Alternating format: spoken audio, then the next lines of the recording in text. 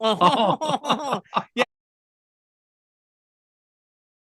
Drives films with Eclipse Dine-In Cinemas Bundoran. Now serving pizza, hot dogs, ice cream, and more to your seat. Find out more at Eclipse.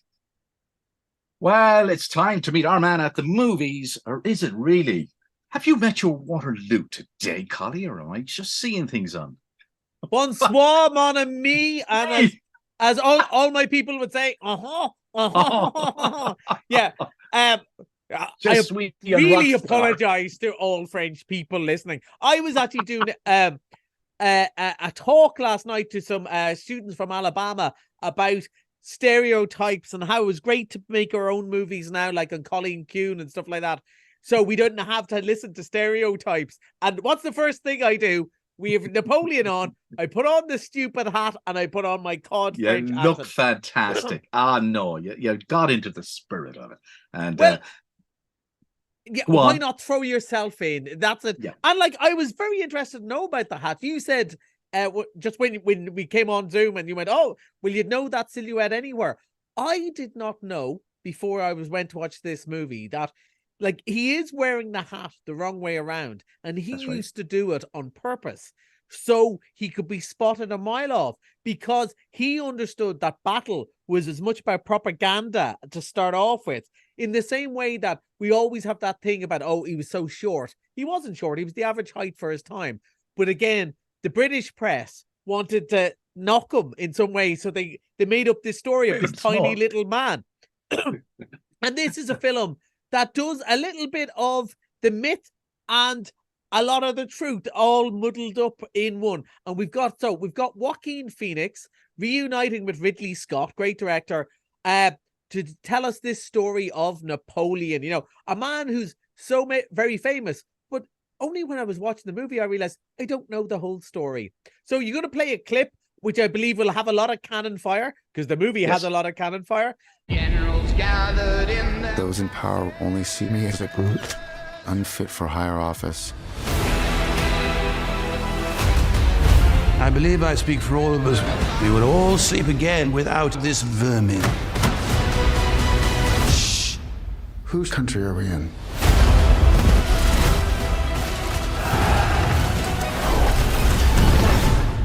Mine.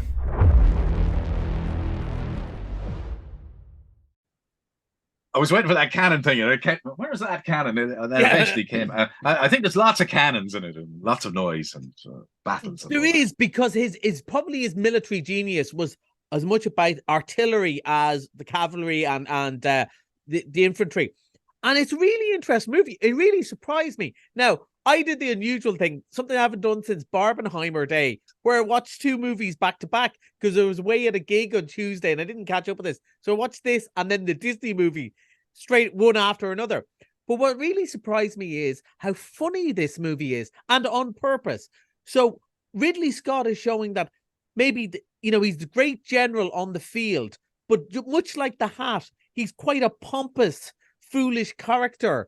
Off the screen, there's laughable stuff, and it had it in my mind all day, because I was thinking, probably all these people who want to be the number one in the world, from Putin to Napoleon to Hitler, Trump, there is, when you take them out of the surroundings and the millions of people who died around them and so on, they are ridiculous characters if you take them out of context. And especially in his relationship with Josephine, who he did really love, according to this story, and it's a very passionate affair. But also, they're mad, because I suppose if you want to be emperor, you're not going to be a sensible man in the rest of your life. And there's some great lines about, how tough it was for him to come to terms with that everyone else had failed him, that he'd done everything right. He's not afraid to admit if he was wrong. He just never has been wrong. And there's all these sort of one-liners, and there's always these bits as well going, this glorious bit where you arrive on the shore and you kiss the ground, like you see in all the movies.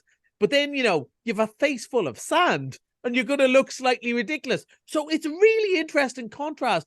The battle scenes are really impressive and quite brutal without being gory. This is not Saving Private Ryan. Like, you won't be shocked, but you're going, wow, that's visceral and tough. But then it's mixed up between this other mad romance with Josephine, who she's played by a much younger actress here because it is Hollywood, but was older. She'd been married before. Her husband was executed in the revolution, and there's all this sort of palace intrigue as well. Joaquin Phoenix is having a ball on it because he's this oddball of a character who is a military genius, but maybe not a genius in other parts of his life. Well, that was my impression of it anyway. I think it's a great performance. But in, say, contrast of our two other big, serious epics this year, Oppenheimer and Killers of the Flower Moon, it's a very different tone to this one. And I think people have really enjoyed it. The 2.5 hours flew by. And Vanessa Kirby is great in it too as Josephine. I thought it was really good fun, but not what I expected. I think you'll really like it. Yeah. Okay. Right, we're moving on quickly. And it's something Disney are back with Wish. This looks pretty good. Yeah, and I was going to say, it's unusual to watch these two movies back to back, but in Wish, Chris Pine plays an emperor who has lost the run of himself, and you're going, wow, I did not expect this to begin. And this is Disney's new movie, and they're very knowingly made a movie. It's a new story, but it winks at all their old stories because they're 100 years old, and they have picked this story to be their 100-year film. So there's characters in it you go, oh, they're kind of like the dwarfs, aren't they? And there's kind of, oh, that's a bit Snow White. And there's all these little things going on. And like the music is just about to burst into the Disney Wish Upon a Star music at every time. And there's a bit with singing animals and you go, oh, that's Chip and Dale. That's Thumper from Bambi without it being that. Brilliant. So brilliant. It's a really nice story. Now, for me, a 50-year-old bloke who's not the target audience, I thought it was a nice story. It's not one of their all-time classics, but it'll work though. If you're a 6-7-year-old girl, you're going to love it. There's a couple of great songs, and it's a lovely. If you're a big Disney fan, if you know all these references, you're going to really enjoy it. And it does what it says on the tin. It's a great day out. I know already. All the schools going on the Christmas parties have booked this one, and they're going to really enjoy it. Whether it'll last like 100 years, like some of the other ones that we're talking about, I don't know. But it's a lovely sort of end to the first century of Disney, and more power. Can't wait to see what they do next. It's really good fun. Okay. Right, Christmas is nearly upon us, and to believe it or not, Love Actually is 20 years old, and it's coming back. Yeah, for cynics like me who aren't Christmas people and aren't Christmassy, this is a tough time of year. But I do like this one. Love Actually is one of those movies I liked in spite of myself. I remember going to see it 20 years ago going, this is going to be rubbish. Smalty and cheesy. Who can run through customs? Who would send their kid running through customs? All that sort of stuff. And then it starts winning you over. And yes, Richard Curtis has come out and said, yeah, I do understand that. It's a remarkably undiverse London and all that sort of stuff. But it is warm and fun. And like we're starting to get all these movies, they're coming back. We also have Home Alone this weekend, which is just such a classic. And again, I don't think when Home Alone came out, they thought, oh, this will be a big Christmas hit, but that'll be it. I don't think people thought they'd be watching this again and again every year, but it's such a fixture. And there's something, maybe that's what Christmas is when it comes to movies. Every now and then they try and bring out a new Christmas movie. But really what you want to do is Christmas is gather those you love around you and watch an old classic, isn't it? There's something comforting in revisiting movies. So every week for the next couple of weeks, we're going to be talking about these. But this week is Love Actually is 20 years old.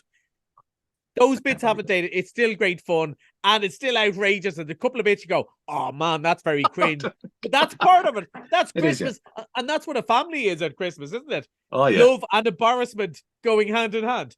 Right, missed it Monday. We're getting back. We're going back. Kenneth Branagh, which we talked about a couple of months ago, and I really enjoyed. But I don't know if you remember. At the time, I went, I don't know were people going to like it as much. It did really, really well. And down on the down low, that there was like 25 every night rather than one sold out night. And people just really like. And again, it's very tongue in cheek. You get the whodunit and the mystery and all that. But at the same time, not unlike Napoleon, he's the best detective in the world, but he's a ridiculous man. And that's what's supposed to be, isn't it? A Haunting in Venice. And that's part of the fun of it. It's winking at the camera while trying to scare you a bit. So it's good fun. And that's back for just a $5 on Monday. Okay. Next week, we will be in person. I think you'll be in Donegal Town with me in the Abbey Hotel. Looking forward to that. We're doing an outside broadcast next Thursday up in Donegal town, and you will be in person, and we can share a cup of coffee and all the new movies next week. I probably won't dress as Napoleon. I don't think Okay. Donegal town is ready for that. It's not ready for you. No, it isn't. That was Collie and Movies, folks.